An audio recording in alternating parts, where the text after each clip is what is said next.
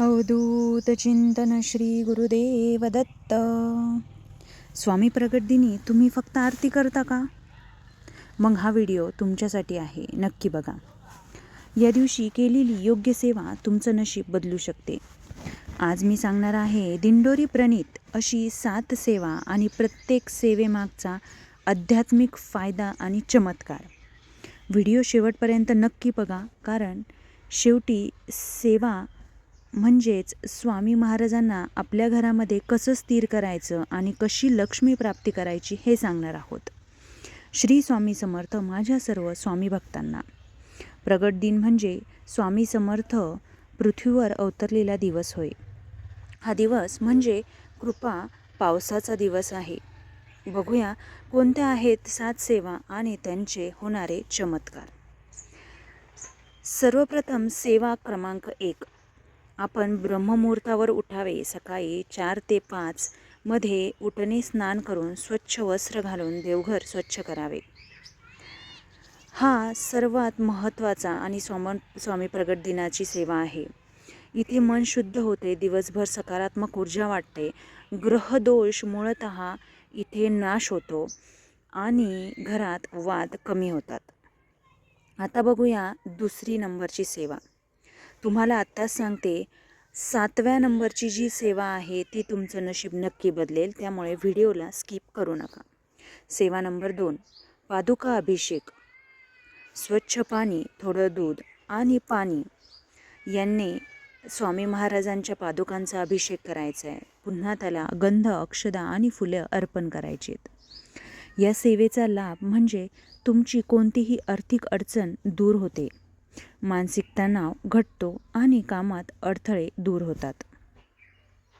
सेवा नंबर 3. 108 नामजप. श्री स्वामी समर्थ, श्री स्वामी समर्थ असा 108 वेळा नामजप करा. या सेवेचा लाभ म्हणजे मन शांती होते, मनातली भीती कमी होते, नकारात्मक विचार दूर होतात आणि अचानक संकटातून मुक्ती झाल्यासारखे वाटते. पुढची सेवा आहे सेवा नंबर 4. चरित्र वाचन. स्वामी चरित्र किंवा गुरुचरित्र कुठलंही असो, तुम्ही जरी एकट्याने स्वामी चरित्र वाचत असेल तरी एक अध्याय कुटुंबासोबत नक्की वाचा. आता कुटुंबासोबत वाचण्याचा कोणता सेवा लाभ आपल्याला मिळेल, हाही प्रश्न आपल्याला समोर उपलब्ध होतो. तर मुलांमध्ये मूळतः श्रद्धा वाढते, घरात एकता तयार होते आणि निर्णय क्षमता वाढते.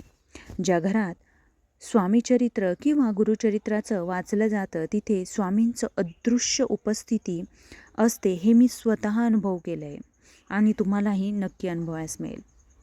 आता बघूया सेवा नंबर 5. अन्नदान.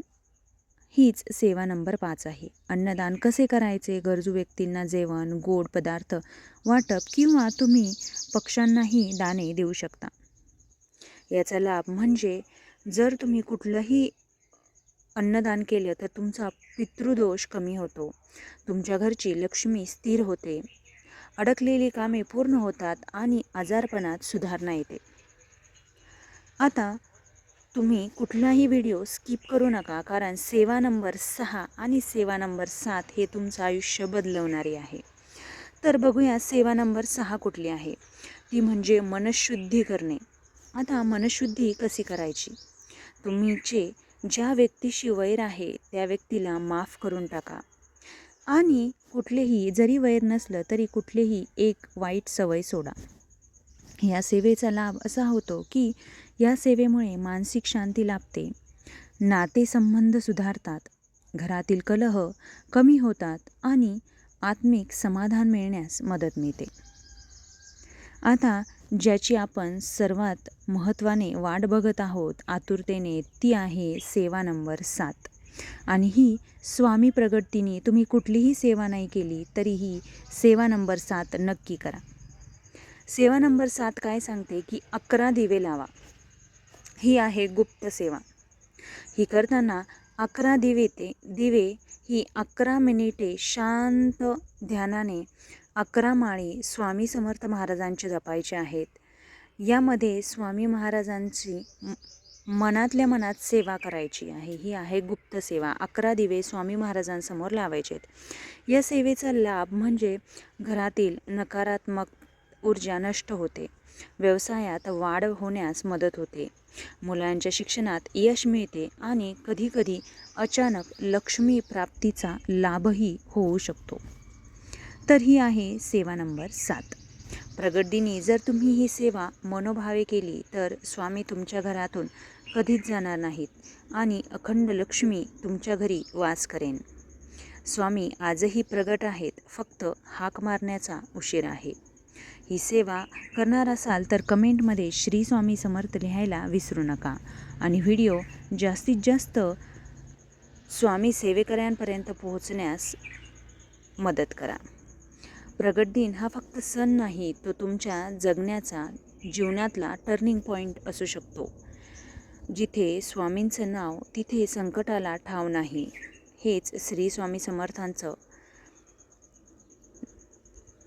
आज स्वामी प्रगतीने मी एकच स्वामीचरणी प्रगट दिनी एकच स्वामीचरणी प्रार्थना करणार आहेत की प्रत्येक स्वामी भक्ताची इच्छा पूर्ण हो.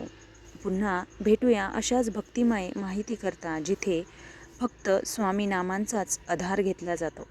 सेवा करा आणि सेवेकरी व्हा. श्री स्वामी समर्थ. श्री स्वामी समर्थ.